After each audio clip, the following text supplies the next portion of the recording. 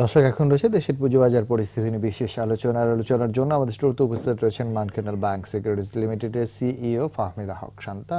আপনারা আমাদের সঙ্গে আলোচনায় যোগ দিতে পারেন 818925911393 নম্বরে ফোন করে।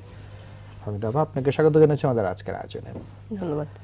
আমরা স্টক এক্সচেঞ্জের অবস্থান জানছিলাম, সপ্তাহের শেষ কার্যদিবসটিতে বেশ ওঠানামাই রয়েছে এবং এই সপ্তাহটি অনেকটা একই রকম গিয়েছে। বিশেষ করে নির্বাচন পরবর্তী যে আস্থার বা প্রত্যাশার জায়গাটি সেটি থেকে খানিকটা বিচ্যুতি এবং বিনিয়োগকারীদের মধ্যে অনাস্থা রয়েছে কিছুটা। সে জায়গা মিলিয়ে কেন আসলে এই জায়গাটা এরকম হচ্ছে বলে আপনি মনে করেন? আচ্ছা, ধন্যবাদ। এখানে অনেক কারণেই এটা হতে পারে। একটা তো কারণ স্বাভাবিকভাবে মার্কেট কিছু উঠলে কিছু পড়বে, এটা স্বাভাবিক একটা নিয়ম। বাট এখন আমাদের যেটা হচ্ছে যে টার্নওভারের অবস্থা খুব খারাপ। আমরা যেখানে এক্সপেক্ট করেছিলাম যে হয়তো বা টার্নওভার আরো বাড়বে আস্তে আস্তে, ইন্ডেক্স আসলে কিছু কম বেশি হতেই পারে, সেটা নিয়ে আসলে আমরা তো ওয়ারিড না। টার্নওভারের ইস্যুটাতে আমরা বেশি ওয়ারিড। এখন টার্নওভার কমার পেছনে নানা রকম কারণ আছে।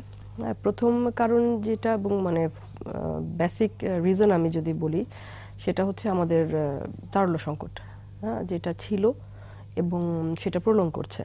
আপনি যদি দেখেন আমাদের আমরা বলতাম যে আমাদের আইডল মানি ছিল 1,22,000 কোটি ওর সামথিং এরকম ছিল, যেটা নামতে নামতে এখন 76-এ চলে এসছে।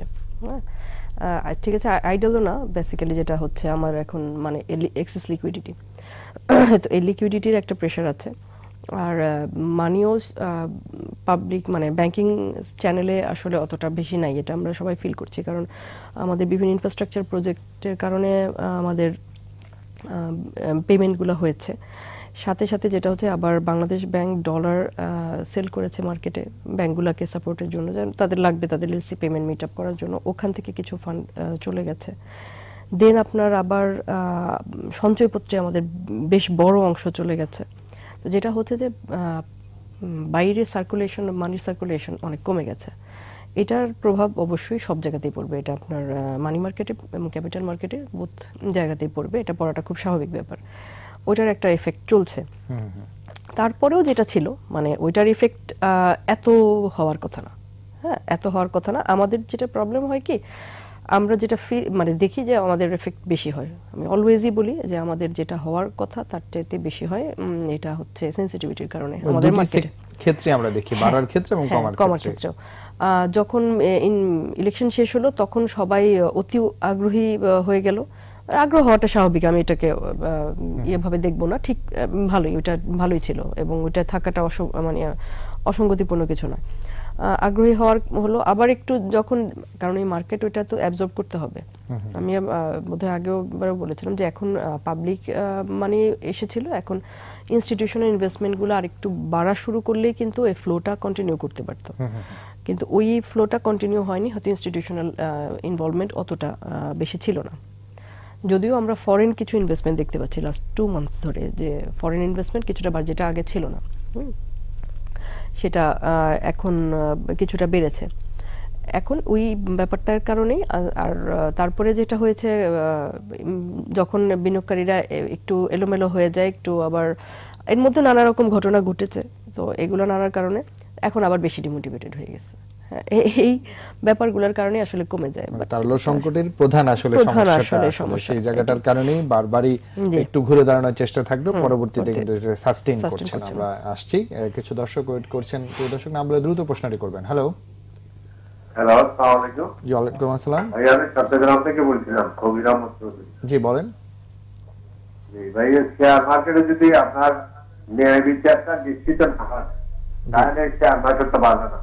যেমন ধরেন সাউথিক ব্যাংক গত বছর 900 কোটি টাকা লাভ করছে, এই বছর লাভ করছে প্রায় 1000 কোটি টাকা। তাই সে গত বছর দিল 15% বোনাস। তাহলে মার্কেটটা কেমনি বাড়বে? আর মিউচুয়াল ফান্ডের যে অবস্থা, এইটা যদি আপনার সরকার হোক, অ্যাসেট ম্যানেজমেন্ট হোক, মিউচুয়াল ফান্ড যদি না বাড়ে তাহলে ক্যাপিটাল মার্কেট তো বাড়বে না। জি, ধন্যবাদ আপনাকে। অত্যন্ত ভালো কিছু যুক্তি ধরেছেন। সেই জায়গাটা একটু আসতে চাই যে বিশেষ করে মিউচুয়াল ফান্ড ইন্ডাস্ট্রি, এইটি আসলে কোনোভাবেই আমরা আকৃষ্ট করতে পারছে না কেন, বা বাজারে কেন সেরকম মুভমেন্ট নেই? মিউচুয়াল ফান্ড ইন্ডাস্ট্রি আকৃষ্ট করতে না পারার কারণ অনেক।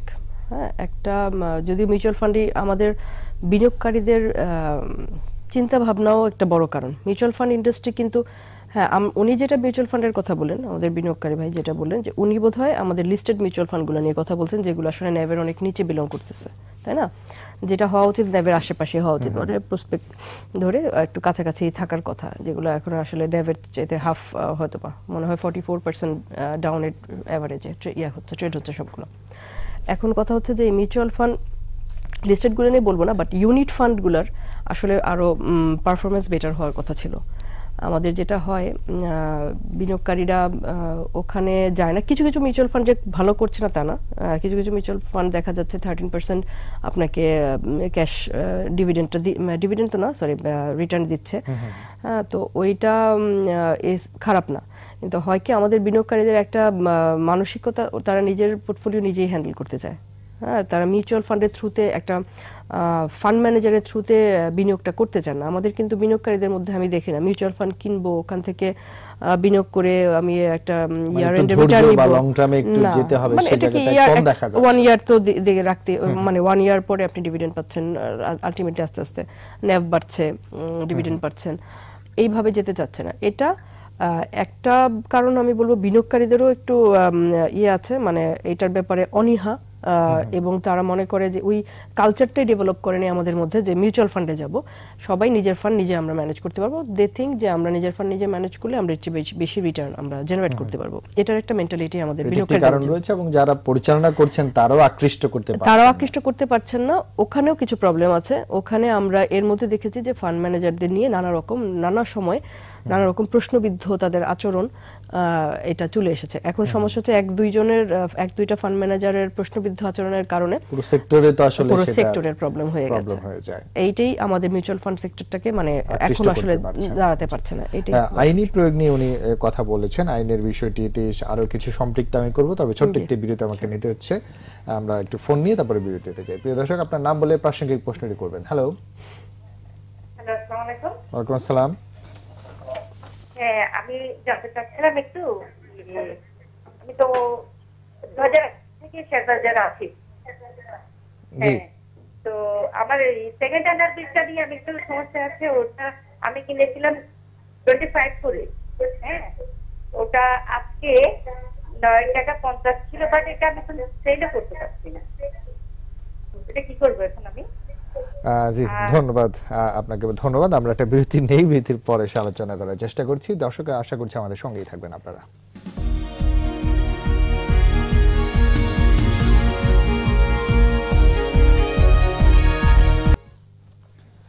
স্বাগত আবারও 21 বিজনেসে। দর্শক বিরতির আগে দেশের পুঁজিবাজার পরিস্থিতি নিয়ে কথা বলছিলাম মার্কেন্টাল ব্যাংক সিকিউরিটিজ লিমিটেডের সিইও ফাহমিদ হক শান্তার সঙ্গে। আমরা ফিরছি তার সাথে আলোচনা। বিরতির আগে যে বিনিয়োগকারী দর্শক ফোন করেছিলেন, তিনি আসলে সিঙ্গেল স্টকের প্রাইস নিয়ে কথা বলছিলেন, যেটি আসলে আমাদের এখতিয়ারে নেই আসলে বলার। তারপরে যদি ওনার জন্য কিছু বলার থাকে। আসলে ব্যাপারটা হচ্ছে সিঙ্গেল স্টক নিয়ে বলতে পারবো না, বাট উনি যেহেতু যখন কিনেছিলেন, এত আগে উনি শেয়ারটা কিনেছেন একটা প্রাইসে, এখন উনি তখন যে ফান্ডামেন্টাল দেখে কিনেছিলেন, আসলে তখন উনি কি চিন্তা করে কিনেছিলেন, পরে ফান্ডামেন্টাল চেঞ্জ হয়েছে কিনা, সেইগুলোতে আমার মনে হয় ওনার একটু দেখা উচিত।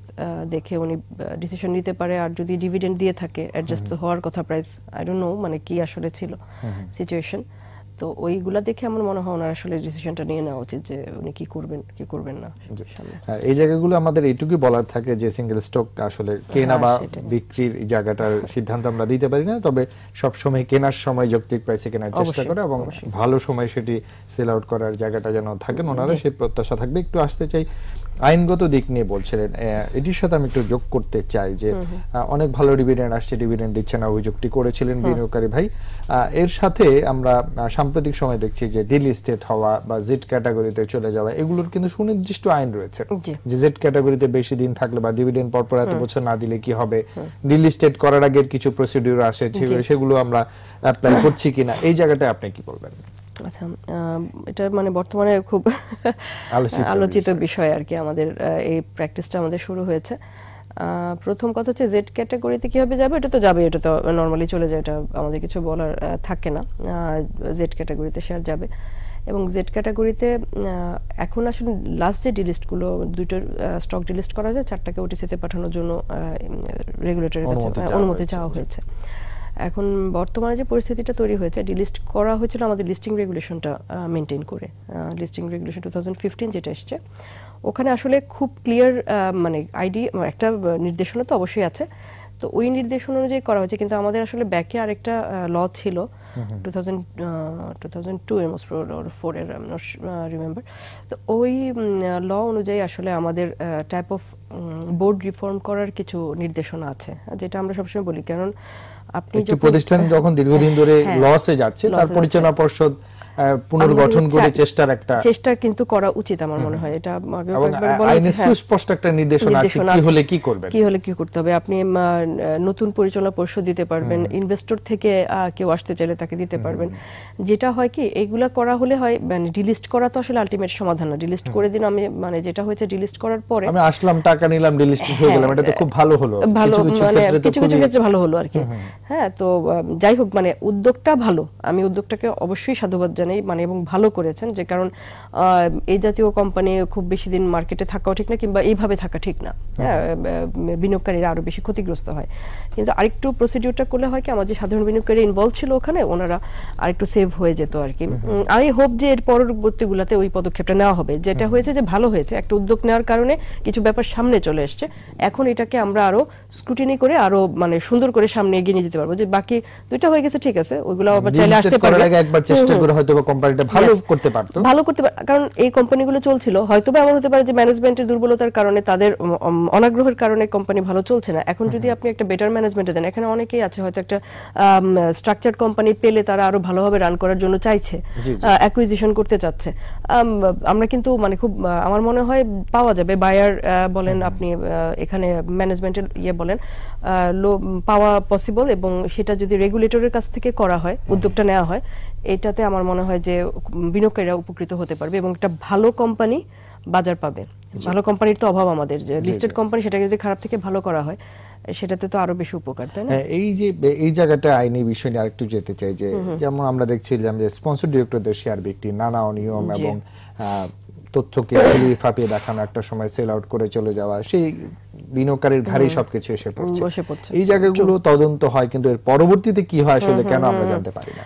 পরবর্তীতে কি হয়, এখন এটা খুবই বাজে একটা প্র্যাকটিস আমাদের দেশে, এবং এটা আমাদের বিনিয়োগকারীদের মানে সবারই অভিযোগ, আমাদের অভিযোগ। আমরা যারা মার্কেট পার্টিসিপেন্ট আছি, কথা বলি বিনিয়োগকারী কিভাবে আস্থা ফিরে পাবে, আমরা বারবারই কিন্তু বলি, আমরা যারা মার্কেট পার্টিসিপেন্ট, যারা বারবারই বলি যে ইস্যুয়ার কোম্পানিগুলোর যে মানে একটা কাজ করে ভেতরে, অনেকের মধ্যে, সবার কথা বলবো না, বাট অনেকেই যেটা দেখা যায় যে আমাদের নাম উল্লেখ করবো না, বাট রিসেন্টলিও আমরা দেখেছি এই ধরনের দুর্ঘটনার প্রমাণ।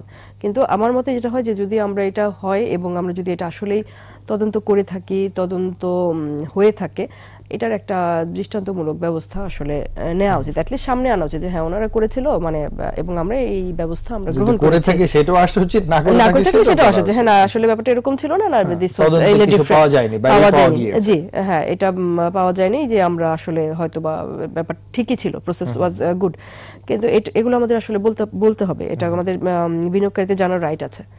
তারা যে বিনিয়োগ করেছে কোম্পানিতে, এটাতে বিনিয়োগ, কারণ এটার কারণে কিন্তু অনেকেই একটু ডিমোরালাইজ হয়ে যায় যে আসলে কোথায় বিনিয়োগ করলাম। আসলে আরো কিছু দর্শক ফোন রয়েছে, প্রিয় দর্শক নাম বলে দ্রুত প্রশ্নটি করবেন। হ্যালো, জি আসসালামু আলাইকুম। ওয়ালাইকুম আসসালাম। আমার একটু 1 মিনিট হোক আর 30 সেকেন্ড কথাটা একটু শুনেন। জি। এই যে আমরা আশার বাণী শুনতেই থাকি, সেটা ভালো কথা। আমরা দেখলাম যে নির্বাচনের কথা আসছে, নির্বাচনের পরে বাজার হুমড়ি খেয়ে পড়লো পাবলিক। তারপরে যে বিদেশি যে চাইনারা আসলো, তখন একটা বিষয় আসলো। আবার আমরা শুনতে পাই মাঝে মাঝে যে ওই ভালো শেয়ার আসতে হবে। তো যেই শেয়ারগুলি আসে, সেগুলি আসার কিছুদিন পরেই ফেস ভ্যালুর নিচে চলে যায়, এবং সেই শেয়ারের জন্য আমরা যারা আবেদন করি, তখন যা 10 গুণ 12 গুণ 15 গুণ বেশি আবেদন হয়। কিন্তু সেই শেয়ারটা যারা মার্কেটে আনেন, 2 বছর 3 বছর পরে ফেস ভ্যালুর নিচে চলে যায়। ওনারা সেটা কিভাবে আইডেন্টিফিকেশনটা করেন বা কিভাবে তাদেরকে দেয়? ধন্যবাদ, আপনি খুব গুরুত্বপূর্ণ একটি প্রশ্ন করেছেন, খুবই ভালো প্রশ্ন। যে এই যে আইপিও গুলো আসছে, আসার আগে সবসময় ভালো চিত্র, আসার পরে উল্টো চিত্র আমরা প্রায় সময় বলার চেষ্টা করি, কিন্তু এইটি উনি নিজেই শেয়ার করলেন, আমরাই 30-40 জন আবেদন করছি, আবার আমরাই ক্ষতিগ্রস্ত হচ্ছি, এবং যারা নিয়ে আসছে তাদেরও দায়িত্ব বা জবাবদিহিতার জায়গাটা রয়েছে, সে জায়গায় যদি একটু বলেন। আচ্ছা, এটা আসলে দেখার দায়িত্ব তো এখানে তো সব মানে এখানে এই রোল পুরো ইয়েতে প্রসেসে যারা ইনভলভ থাকে প্রত্যেকটা পার্টিরই দায়িত্ব ওই মানে ইস্যুটা নিয়ে দেখা যে এটা আসলে কি সাস্টেইন করে কিনা, কারণ আসলে অনেকেই ইল মোটিভে মার্কেট ইদানিং লিস্টেড হতে যাচ্ছে, তারা তাদের অ্যাকাউন্টস খুব ভালো দেখায়, হয়তো ছোট একটা পেড আপ এটাকে বাড়িয়ে তারপরে এটাকে লিস্টেড করে, দেন ফ্লোট হয়, দেন এটার আসলে পরে দেখা যায় যে ওনারা আর এটা ক্যারি করতে পারছে না এবং ডিভিডেন্ড অনেক নিচে চলে যাচ্ছে এবং মার্কেট স্বাভাবিকভাবে রিঅ্যাক্ট করে। এটা অনেক মানে আমরা রিসেন্টলি তো দেখছি অনেকগুলো 10 টাকা নিচে চলে গেছে, যেটা বলেছেন যুক্তিযুক্ত কথা। এখন এটা আসলে দেখার যাদের দায়িত্ব তাদের দেখতে হবে, এছাড়া আসলে আমার আর কিছু বলার নেই। এটা খুব ভালোভাবে দেখতে হবে, শক্তভাবে দেখতে হবে, নট লাইক যে আমার রুল মেইনটেইন করলো তাই দিয়ে দিলাম, নট লাইক পানিশমেন্ট দিলাম চলে গেল।